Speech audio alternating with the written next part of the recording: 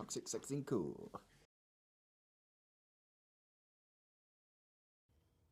Don't say Soho House. I knew that's what you... It's a lot of pressure, but it's exciting and it's good to be finally doing something again. Yeah. And it's just, yeah, it's mostly just exciting, but a little bit out of anxiety because I want the fans to enjoy it. And yeah, but it's like a sigh of relief and anxiety and excitement all in one feeling. So that's what I would say. Yeah, literally everything you just said. It's like excitement and relief and just like one big massive exhale. Yeah. That we finally get to like give it away now, and that Yeah. it's done, and we just can like not look and just see how people take it. It's like we never left.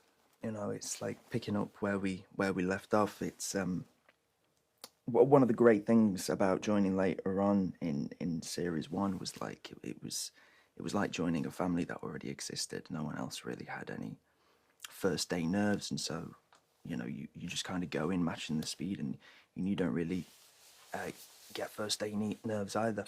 And season 2, it was just as seamless as that. It was like we were only shooting season 1 the day before, and it was great to be back with all these guys. Thrilling.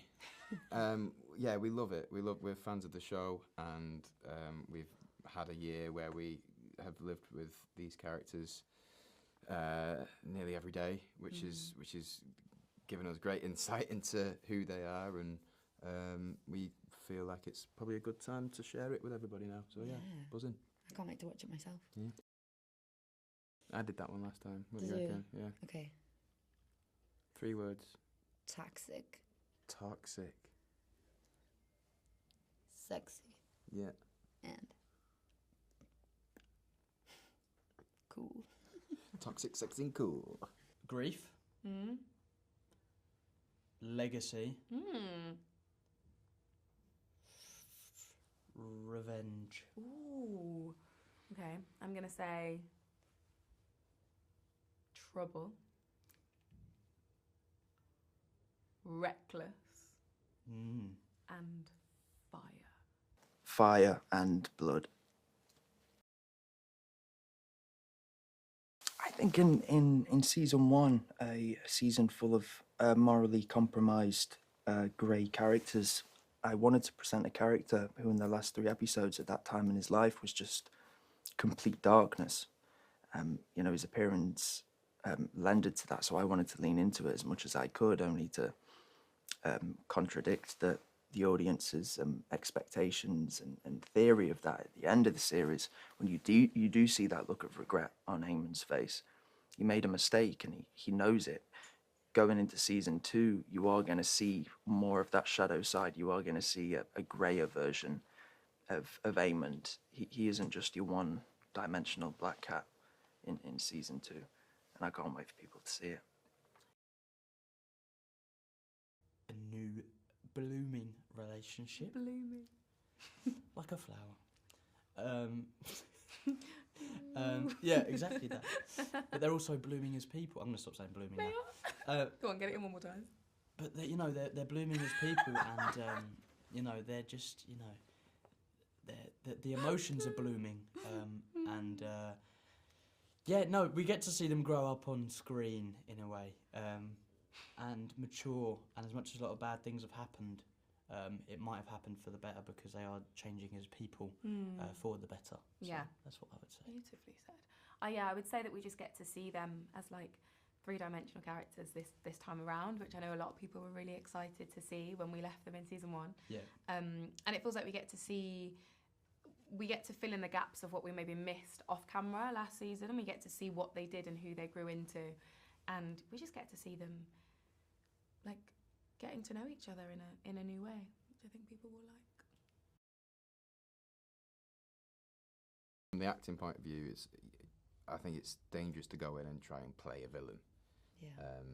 Because that can become one note sort of thing. So yeah, I think definitely more on the victim side, even though I'd got to be careful not to try and justify his actions, because I don't think a lot of the things that he's done are right. But it's interesting to see where they come from and where those behavioural habits are born. Also, like, people don't tend to see themselves as villains or victims, like real people. The real ones don't, do No, they? not the real ones. No. And The I feel OGs. like even with the victim mentality, I think that what would be truthful of a person is that you bring a lot of your own shame and guilt and all of self-hatred to things both ways, don't you? Yeah, yeah. So Of which there is plenty. of which there is much to go around. I would like them to think whatever they think about her. I would not like to speak on what I want people to think, because I feel like that's the joy and the pleasure of acting. Is that It's like when a songwriter tries to tell you what the song's about. Yeah, It's like- like, oh, let me make Yeah, that decision. yeah, exactly. Pretty please. Yeah, exactly. So I think whatever you think about her is of interest to me, basically. Don't say Soho House. I knew that's what you. If Team Black had a place Shoreditch to hang House. out, it would be at. Go on, say it. No. Go on. No. Go on, I know you want to. Nope. Go on. Nope. Say it, say it. So It would be Soho House. I would say somewhere cool like Ronnie Scott's. Like, I don't even know what that it's is. a jazz bar. Is it? Is it really nice? It's very cool. Yeah, I think you do. I always remember that little boy in episodes 6 and 7 of series 1, played by Leo Ashton. I thought his performance was just mega. He's like one of the wisest, 13-year-old kids I'd ever met, and just that young, neglected, bullied boy who was never given a dragon egg. He was different, and he was bullied for being different, and he recognised very early on in his life what he wanted. He's going to have to go out there and get it himself, and it's the story of the underdog that I think people can maybe resonate with. It's definitely one of Eamon's redeemable characteristics. So I always try and remember that, the fact that that 10-year-old kid was able to claim Vagar. It's no easy feat. It's a tremendous act of courage. And so, yeah, I always take that with me, and I always had it with me in season 2, in the back of my mind. Whether or not that kid is still there underneath the surface is another thing. Whether or not he'll let anyone ever see it again is another thing. I'm fascinated by her dynamics with her family and how much she needs them or doesn't need them, how much she wants to be left alone versus how much she needs to be listened to. All of that, like, juicy family stuff that just makes you tick. Yeah. Go on, you want to tell the bin story. My favourite memory on set is the day that we had a really long Black Council scene, and it had been like 4 days, and we were all so delirious. And I said to Harry, "Just do something, please, to make me laugh." And what did you do? Jumped in a clean bin. And just sat in it. It was for freshly bagged. a good 10 minutes for me. Yeah. You took a photo of it, no? You got it somewhere. I have. Yeah. I think that's going to be posted at one point. Yes, it will but, be. Oh, it will. Brilliant. Yeah, that's one of my favourite memories on set. Yeah. What's yours? No, I'd probably say just some silly moments. Like, me and Bethany tried to get... This is actually a story I haven't told before. Wow, it's all popping up. We tried to get weird pictures in, like, places. So there would be, like, a massive crane, like crane. So I'd climb that. Sorry, HBO. Yeah. I would try and climb that. All the and- things we shouldn't shouldn't on. be doing.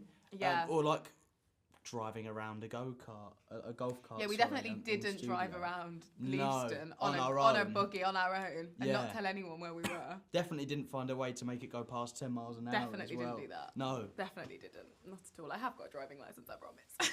I actually do now, so Yeah, you do. I do. You didn't then. Nope.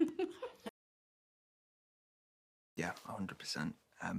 But that's also one of the compelling things I like about playing Eamon, is that you never really know what is going on underneath the surface. Although he's smiling, it doesn't mean he's necessarily happy inside. And there's something that there is a fear in the unknown, I feel. If a character who kind of sits back and is just quiet and it's just staring at you, there's something you know, or like no matter how much you try and antagonize them, they're just still staring at you, and it leaves, you know, they're unfazed by it. I find that really interesting, and that idea of, you know, you don't know what Eamon is thinking. You know, he could be looking at someone thinking about how he wants to cook them a hot meal and take them on a date, or he could be looking at them thinking about how he wants to make them the hot meal and take Vhagar on a date. You don't know what he's thinking, but you do know he is thinking, that the cogs are turning behind the eyes. He's not just your one-dimensional psychopath or sociopath. He's very aware of what he's doing, and that's scary. You know, that's even more so scarier than someone who might be. Bella just plays Beyonce every single day of her life, closely followed by Coffee, closely followed by Little Sims. I would say, for me it's very different, obviously, because I'm a house head. But I would say for Jace, especially this season, a lot of like slow, like really sad music, maybe some Adele. What's like breakup music? Who would you say is like a bit of a breakup like artist in a way, or like who's had like albums? Maybe some Harry Styles in there. Yeah. Like Fine Line, or That's quite on brand for Jace actually. Yeah. But Adele. And Adele likes the old album of like sadness. Yeah. Like 21 on repeat. Yeah. Nothing like too heavy, just quite, because just something he can just sort of chill and listen to. And Whereas Baylor's is like, come on, we gotta keep them. You're gonna break my soul. I got really nervous there. I was really nervous on that one.